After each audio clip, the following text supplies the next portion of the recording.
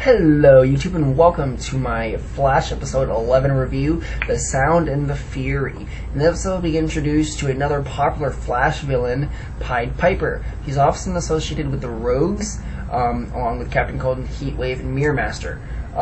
Mirror Master hasn't been introduced yet, but I believe he's being introduced in Arrow.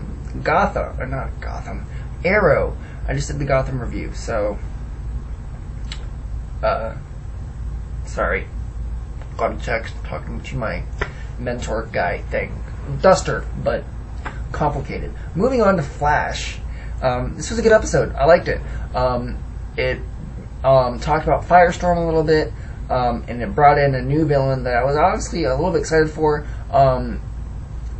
Wasn't exactly what I was expecting, but it was kind of better than I was expecting in a way. It did bring on a lot of drama. It wasn't just a random guy that they had to stop. Like, they knew this guy. So let's go and jump into this episode. The episode starts off with Barry taking out a bank robber gang. And it's not just any bank robber gang, it's the Royal Flush Gang. And there were 3 of them. Now, normally in the comics there were 4. You have the King, the Queen, Ace, and the Jack. Or normally, like, the Ace is the leader, then he has his parents, which are the King and Queen, and then his little brother, which is the Jack. Now there are 3, and I believe it was the King, Queen, and Jack, because Ace is killed.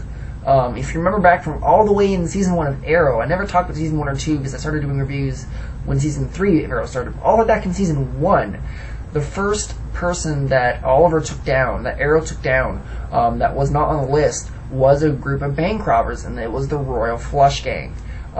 So just to see him, this quick little tidbit to finally be arrested, it was really neat to see, and it was really cool. I really, really liked it. That they just kind of nodded that, yeah, we know it's the same universe, of course, but to bring back someone we haven't seen for literally 2 years. We haven't seen it since the first half of Season 1 of Arrow, all the way back in 2012. So over 2 years ago now at this point, we haven't seen these guys, heard from, they haven't even, as far as I know, mentioned at all, and we get to see them a little bit at the beginning of this episode. That was really, really cool to see. And if that's just my number 5, it's a good episode, right? It's The Flash. It's quickly becoming my favorite episode on TV, my favorite show on TV. I think there's a lot more deep into the mythos than Arrow is. But that's besides the point. Number 4, sorry. Harrison knows the accelerator could have exploded. It is revealed in this episode that, like I just said, Harrison knew that accelerator could have exploded by the numbers. There was a chance that it could have gone nuclear and exploded, which it did. But knowing the risk, Harrison still took that risk. Now, if you watch The Flash and you're caught in the episodes, you'll kind of know why. A little bit, you know his motives a little bit, especially in 2 weeks when we really get to know his motives. But that's not part of this episode to talk about. It's interesting to see him, and it leaves some kind of mysteries about really why did he still go forward with it. Yeah, it would be cool scientific advancements if it worked, but it didn't. So it begs the question on why really did Harrison go forward and make the explosion, let the explosion happen. Number 3, Iris is finally hired. I believe that was last episode, but we find out this episode that she's not really allowed to post anything or to write anything unless it's on The Flash, and that really bothers her because she really wants to be a good journalist, and she was interested in writing about The Flash, so she made her own blog. Sorry, then she got this job and she thought, oh, this is my big break. But the news people only wanted her for news on The Flash. First of all, that's terrible on a news job's part. You don't hire someone just for that kind of thing. It's terrible, but it's a comic book show. You need some drama, especially for this character that they haven't really developed. Yes, she's a developed character. I'm not meaning that they don't just. She's the same she was when she started. No, she has changed throughout the show so far. But compared to the others, she is just like, especially where we are in the show now. Like, I feel like this is where it started. And this is where everyone else is. And she's still, like, here. Like, she's not up to speed. And I feel like, as we get through the episodes, we'll see why and talk about why.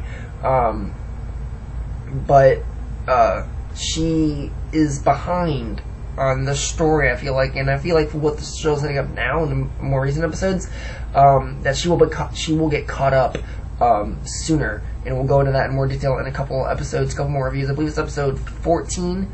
It kind of sets some stuff up with Iris, but right now we are still setting some stuff up slowly.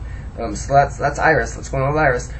Number 2, the villain of the episode, Pied Piper. This is a big beef of the review. Obviously, number 1 is kind of a small little thing, as it always is the end of the episode with this show.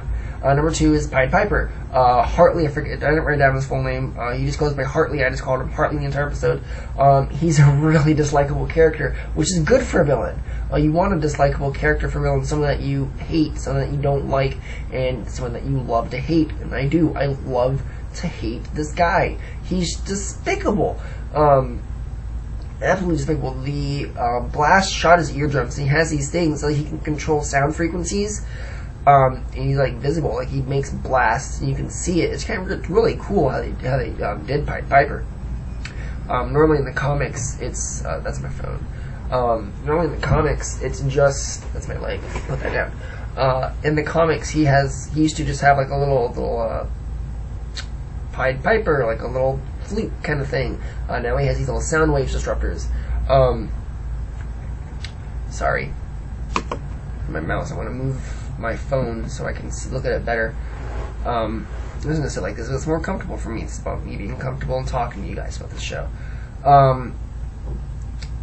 The biggest thing with Hartley, Pied Piper, first of all, he gives him his own name, which I thought was really funny.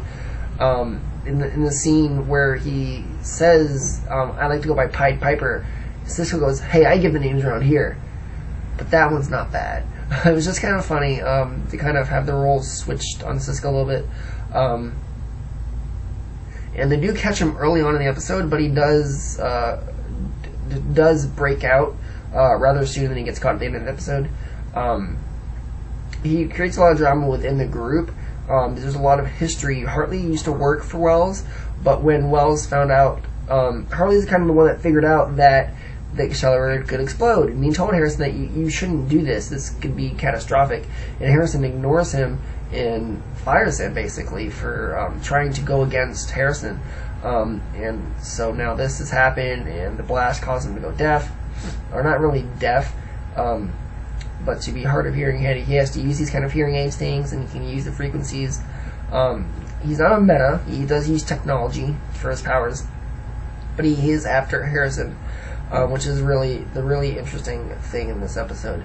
And the big thing with Hartley is that he knows what happens to Ronnie. He knows about the Firestorm Matrix, and that's all he says. We don't get to learn more about Firestorm in this episode. We learn a lot more in the next episode. The next 2 episodes, we learn a lot more about Firestorm. In the next 2 or 3 episodes, we learn a lot about who that is. But finally, my number 1 thing, the end credit scene, Harrison is in his little bunker thing talking to the computer, and he names the Speed Force. That's awesome. That is absolutely awesome. But it raises some questions. If you don't know what the Speed Force is, it's where all of the speedsters in the DC universe get their power. So all the Flashes, Jay Garrick, Barry Allen, Wally West, Bart Allen, and Impulse, I think. Is Bart Allen Impulse? I'm not sure. But all the actual speedsters get their powers. There is a couple of people with super speed abilities, but they're not speedsters. They're actually metahumans. Like, the super speed is built into their DNA. And that's how they've explained how Barry has his powers. But the fact that Harrison mentioned the Speed Force makes us question, one, if Barry's really a meta, or if this Blast created a Speed Force and he is now being able to tap into it, or is Harrison part of the Speed Force, and then Barry has these natural-born speed powers, and then will be able to tap into Speed Force later. That's actually how Jake Garrick became a speedster. He used to normally run like just above speed of sound or something like that, and then Barry Allen created the Speed Force, and he was able to, Jay Garrick, although still the slowest of the Flashes, was able to run much faster because he was able to tap into the Speed Force. So I think that's actually what's going to happen with Barry, is he will learn about the Speed Force and be able to tap into it. That's going to be all for this episode. Don't forget to like, favorite, and subscribe, and follow my Instagram channel if you want to know why you should. You can look at the end of the episode, my last Gotham review, the episode 13 review. Go to the end of that episode, and then the link for my Instagram is in the description, so go ahead and click that and follow that.